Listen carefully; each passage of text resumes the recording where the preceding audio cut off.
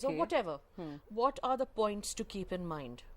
How do See, you prepare basically yourself what for that happens meeting? There are, I usually call it a 3P model. Okay. There is this 3P model which usually dominates our, negotiation. Like in this 3P model, the first P is perception.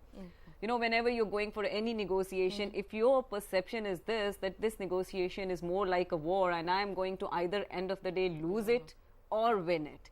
So what will happen that you will go into the whole thing with that mindset. Either you're going to be really, really aggressive so that you have your way, or you're going to just, the moment you see, okay, fine, I'm not having my way, so I might as well just leave it there. You know, I mean, so either you're winning it or you're losing it. And the second P which is there is basically about the past experiences. If somehow professionally your past experiences have been such where you haven't presented your case well, then you know that thing would always be there.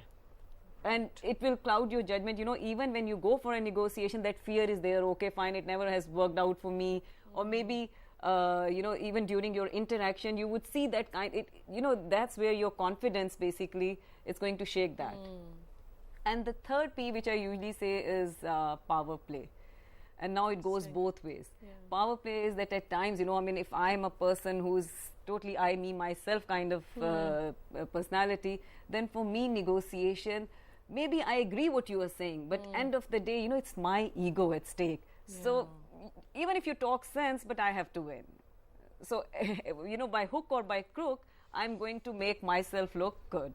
Same flip side, that if I am always a kind of victim to the other person's power, then whatever you would say, I'll finally end of the day will get carried away with that and would not be able to present my case well.